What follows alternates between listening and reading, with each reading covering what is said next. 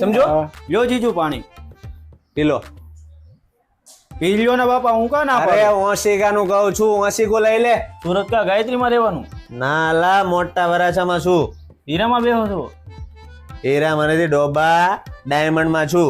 Diamond છે ને હીરાથી ઊંચા. સારું બાપા. જીજુ આ લુગડા બહુ સારા છે, રવિવારી માં લેવા? હેડમાં આગોરે આ કપડા છે ને સન્ડે માર્કેટ ના છે. આ પેન્ટ છે ને બેગી છે. ક્યારેક બહાર નીકળો ને માર્કેટમાં આવે ને તો ખ્યાલ આવે. જીજુ ચા લેતો આવું ને?